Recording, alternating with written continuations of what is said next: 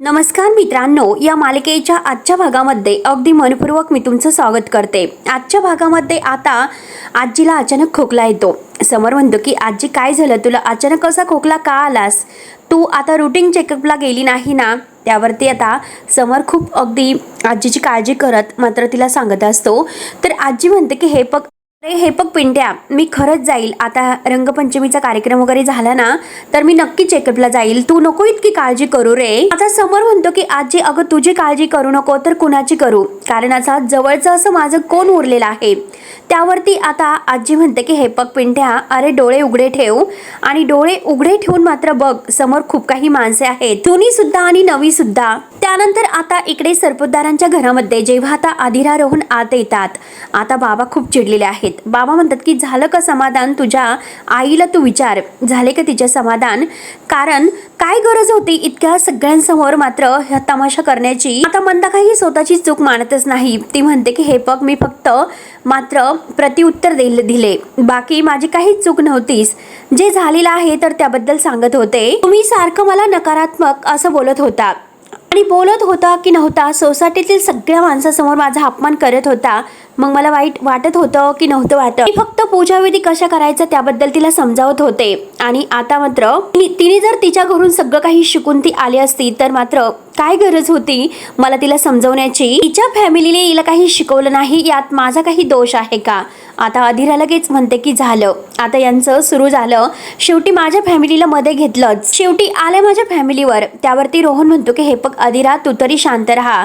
आता अधिरा म्हणते की अरे मी तरी काय शांत राहू, तू सांग, कारण दिवसातून अगदी 10 वेळेस माझ्या फॅमिलीचं नाव घेत असतात, तिच्याबद्दल बोलत असतात, सतत आपलं पैसा पैसा करत असतात, म्हणजे यांना माणसापेक्षा पैसा सुद्धा जास्त महत्वाचा वाटतो। म्हणजे जशा गरीब आहेत ना ह्या, तर यांचा काही दोष नाही, तसे मी श्रीमंत आहे तर माझा सुद्धा काही दोष नाहीच ना। तेव्हा मंदा म्हणते की हे बघ दोष कोणाचा नाही, परंतु जे काही तू पैसे आमच्या समोर उधळत असते ना तर अगदी त्याचा मला अगदी त्रास होतो, किती पैसे तू उधळते। त्यावरती अधिरा विचारते की मी काय उधळपट्टी केलेली आहे सांगा ना तुम्ही मला। तर आता मंदा म्हणते की आज नाही केली, पण तू करतेस का नाही उधळपट्टी, सांग बरं लवकरात लवकर। मंदा म्हणते की मी काडी करून माझ्या मुलांना वाढवलं, त्यांचा सगळं काही पूर्ण केलं, पण हिने काय केलं, ही काडी करते का, काही काटकसर करते का, आणि शेवटी ही उधळपट्टी करत असते, तरी सुद्धा कोणी हिला काहीच बोलत नाहीत। काय उधळपट्टी करत असते, सकाळी एक पार्सल येते, संध्याकाळी एक पार्सल येते, सतत काही ना काही हिचे पार्सल येतच असतात, सगळं काही ऑनलाईन ऑर्डर करत असते, आणि ते जर नसेल तर झालं, आज इकडे पार्टीला जा आणि उद्या तिकडे पार्टीला जायचं, त्यासाठी शॉपिंग वगैरे करायची, हेच हिचं सुरू असतं। आता अधिराला खूप राग येतो, कारण मंदा कायम अधिराच्याच बाबतीत आता वाईट साईड बोलत असते। तर अधिरा म्हणते की बास करा, आता जे काही सुरू आहे ना ते बास करा, सतत पैसा पैसा पैसा करत असतात, आणि आहे मी श्रीमंत, आहे मी लकी आहे म्हणून माझ्याकडे पैसा आहे, आणि सतत माझ्या माहेरबद्दल कटकट करत असतात आणि पैशाबद्दल बोलत असतात। आता अधिरा सुद्धा आवाज चढूनच बोललेली असते, आणि म्हणूनच मी आरामात जगत आहे, आणि तुम्ही का अगदी जलस होतात। आता हे ऐकल्यानंतर मंदा म्हणते की अरे बापरे, बघा ना कशी बोलते, ऐका आता बघा ती मला काय म्हणते, की हेच ऐकायचं बाकी होतं, ती मला पैशावर जळते असं म्हणते, ऐकलत ना तुम्ही। त्यावरती आता लगेच अधिरा म्हणते की हो जळतात तुम्ही माझ्यावर जळतात, माझ्या पैशावर जळतात, सांगा तुम्हाला किती पैसे हवे आहेत, म्हणून आता अधिरा आत जाते। आता रोहन म्हणतो की अधिरा, मंदा म्हणते की बघा कसा अर्थाचा गैरअर्थ वापर करते, काय हिची वाक्य आहे आणि हिला काही कळत नसतं। तेवढ्यात अधिरा पैसे घेऊन येते आणि म्हणते की आई हे पैसे घ्या, हा पैसा तुमच्यासाठी खूप महत्वाचा आहे, तर मग पैसे घ्या, सगळे पैसे करत असतात, मग पैसेच घ्या तुम्हाला। आता मंदा डोक्याला हात लावून म्हणते काय सुरू आहे हे सर्व, आणि बरोबर आहे, सतत तुम्हाला पैशांचा माजच झालेला आहे, तुझी आई सुद्धा पैशांचा माज दाखवते आणि तू सुद्धा, त्यामुळे तुम्हाला पैसे काय महत्वाचे नाहीत। आता अधिरा म्हणते की मी तुम्हाला एकदा सांगून ठेवते की माझ्या फॅमिलीला मध्ये आणायचं नाही। आता अधिरा इतकी चिडलेली आहे भयंकर। त्यावरती मंदा म्हणते की का मी मध्ये आणायचं नाही, अगं तुझ्या माहेरी पैशाचं झाड आहे, त्यामुळे त्या पैशाच्या बळावरच तू सासरच्या लोकांना कमी लेखते आणि पैसे दाखवून आम्हाला जाळवण्याचा प्रयत्न करत असते, त्यामुळे आता अधिरा खूप चिडते। अधिरा म्हणते की हो आहेत माझ्याकडे पैसे, काय करायचं तुम्हाला, आणि हे बघा मला या गोष्टीची अजिबात लाज वाटत नाही की मी श्रीमंत आहे म्हणून मी खर्च करत असते, आणि हे बघा पैसे माझ्याकडे आहेत, मी वाटेल ते करेल, परंतु तुम्ही मला सांगायचं नाही, कळलं ना तुम्हाला आता हे सर्व. काय तर म्हणतात की मी पैसे जाळतेत. आता मंदा म्हणते की हो, अगदी कोळशासारखे तू पैसे जाळत असते. आता आदिरा म्हणते की ठीक आहे, आता लगेच आपण तुमचं म्हणणं आहे तर ते खरं करूयात. म्हणून आता आदिरा लगेच काडीची पेटी घेऊन येते आणि जे ताटात पैसे ठेवलेले आहेत तिने आत बॅगमधून आणलेले, तर ते पैशाला काडी लावून देते आणि सगळे पैसे जळतात. आता हे सर्व बघून मात्र आता सगळ्यांना एक विचित्र धक्का बसतो. सगळेजण तोंडाला हात लावतात. आता रोहन म्हणतो की आदिरा तू काय करतेस आदिरा, म्हणून तो आता आदिरा जवळ जातो. आता बाबा म्हणतात की अरे काय केलं हेस. आता मंदा ही पाणी घेऊन येते आणि ही मुलगी बावट आहे, काय केलंस, पैशाला जाळतेस, पैसे जाळले. आणि आता मंदाच अगदी मोठमोठ्याने ओरडायला सुरुवात करते की झाले का तुझं समाधान. आणि बघा हो लाडक्या सुनेने काय केलं तुमच्या प्रताप. आणि बघ रोहन, बघ पैशाचा मास कशी करते ते. एक पैसा कमवण्यासाठी किती घाम गाळावा लागतो याची किंमत आहे का तुला. तेव्हा आता आदिरा पूर्ण शॉक होते. तिला आता हा सगळं काही आरडा ओरड सहन होत नाही. रोहन तिला जवळ घेतो. आता मंदाही बाबांनाच ओरडते की बघा तुम्ही तिला पाठीशी घालतात आणि तिने पैसे जाळलेत. त्यावरती बाबा आदिराला म्हणतात की बेटा आदिरा तू काय केलंस बाळा. आता आदिरा खूप रडत असते. बघ बाळा आदिरा, अगं व्यक्ती गरीब असो किंवा श्रीमंत, परंतु त्याला पैसे कमवायला किती कष्ट करावे लागतात. अगं आज तू हा पैसा जाळलास म्हणजे तुझ्या घरच्यांचा पैसा जाळलास. हे बघ तुझ्या भावाला, तुझ्या घरच्यांना मात्र हे पैसे कमवायला कष्ट पडलेले नाहीत का. अगं हा पैसा तुझ्या भावाच्या मेहनतीचा होता, मग त्याच्या कष्टाची तू ही अशी किंमत केलीस का. तेव्हा आता आदिरा सॉरी बोलत असते की बाबा खरंच मला काहीच कळलं नाही की मी काय केलं ते, आय एम सॉरी म्हणून ती हात जोडून माफी मागत असते. हे बघ आता बाबा चिडतात. बाबा म्हणतात की अगं सॉरी म्हणून हे सर्व येणार आहे का. एक सासरा म्हणून जसं मी तुझं कौतुक करतो, जर चुकीचं वागली तर मी तुला रागवू सुद्धा शकतो. आणि हे बघ अगं बाळा लक्ष्मी चंचल असते, त्यामुळे कधीच तिला असं गृहीत धरू नये, नाहीतर आपल्यावर पश्चाताप करण्याची वेळ येते. नाही आदिरा नाही, यावेळेस तुझा तोल सुटला आणि तुझ्या ह्या असं वागण्याचं मी खरंच कधी समर्थन नाही करणार. त्यावरती आता आदिरा रडत म्हणते नाही बाबा माझा तोल तर गेलाच नसता, दरवेळेस मात्र ह्या लिमिट क्रॉस करत असतात.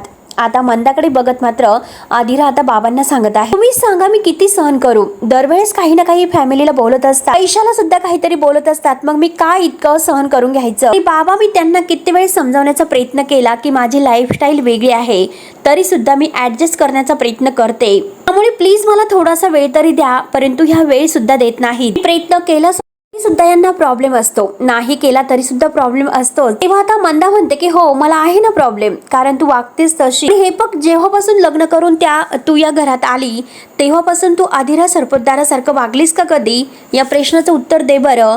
तेव्हा आता आदिराला खूप टेन्शन आलेलं आहे आणि रोहन तिला आता पुन्हा आपल्या मिठीत घेऊन समजावतो, तिला आधार देतो. मंदाची बडबड सुरूच असते. मंदा म्हणते की सतत अगदी आदिरा राजवाड्यांसारखी या घरात वागत असते, म्हणून मी तुला बोलत असते आणि बोलल्यानंतर तुझी चिडचिड होत असते. आणि हे सगळं कोण करतं की ज्याला पैशाचा माज असतो तोच करतो. आणि आज सुद्धा तू मला फाडफाड बोलली आणि आज तर सणाच्या दिवशी तू पैसे जाळलेस, त्यामुळे आता खूप काही झालं तुझं. आता मात्र जोपर्यंत तू माझी माफी मागत नाही तोपर्यंत मी तुला माफ नाही करणार आणि मी तुझ्याशी बोलणार सुद्धा नाही. तेव्हा आदिरा रडत म्हणते की बाबा हे बघा जे काही मी केलेलं आहे ते चुकीचं केलेलं, त्यासाठी मी बाबा तुमची माफी मागते, पण यांची माफी मी कशासाठी मागू. आणि तुमची माफी का मागायची म्हणजे तुम्ही कधी माझी माफी मागितलीस का. तुम्हाला मी किती वेळेस माफ केलंस. तुम्ही आमच्या लग्नामध्ये जे काही केलं आणि त्या दिवशी पार्टीला सुद्धा जे काही केलंस त्यासाठी सुद्धा, तुमच्या दोघांचं लग्न मोडण्यासाठी सुद्धा तुम्ही जे काही केलंस ना त्यासाठी सुद्धा तुम्ही मागितलीस का माफी. आणि मी का माफी मागायची सांगा ना. त्यावरती आता मंदा म्हणते की माझ्या एकटीची चूक होती का, मी एकटीने केलं का, तुम्ही सगळेजण मला का गृहीत धरता आणि कोणत्या जन्माची तुम्ही मला शिक्षा देतात देवा, काय हे सुरू आहे. म्हणून डोक्याला हात लावते. आता बाबा खूपच ओरडतात. बाबा म्हणतात की मंदा गप राहा, शहाणपणा करू नकोस. तर आता मंदा म्हणते की मी का शांत राहायचं, या घरासाठी मरवर मी मरते, ती माझी चूक झाली का. तेवढ्यात आता शेजारचे सगळे काही लोक येतात. आता मात्र हे लोक काय नक्की सुरू आहे बघत असतात. आता त्यांना बघून मंदा म्हणते की हो हो या दारात का उभे आहात, आतमध्ये या ना. तेव्हा आता आदिरा म्हणते की आई हे बघा प्लीज स्टॉप. सगळ्यांना हाताला धरून पुढे घेऊन येते आणि तुम्ही तर म्हणत होतात की तुम्हाला खूप चांगली सून मिळाली, बघा ह्या माझ्या लाडक्या सुनेने काय केलं, पैसे जाळतात ह्या मुली पैसे. तेव्हा आता आदिरा म्हणते की आई प्लीज हा विषय थांबूयात प्लीज. बघा मी तुम्हाला सॉरी म्हणते तेव्हा आता मंदा ऐकायला तयारच नसते. मंदा म्हणते की काही झालं तरी आता हा विषय नाही थांबणार आणि आता हा विषय न थांबता तुला आता हे पैसे कधीच लाभणार नाही, लक्षात ठेव, लक्षात ठेव असे जोरात ओरडून मंदा आत जाते. नंतर आता बाबा हे सगळ्यांची माफी मागतात, माफ करा आम्हाला, परंतु आमच्यामुळे तुमचा हा होळीचा सण वाया घालू नका, प्लीज या तुम्ही, म्हणून त्यांना जायला सांगतात. त्यानंतर आता आदिरा ही बाबांची माफी मागते. सगळे शेजारी पाजारी निघून जातात.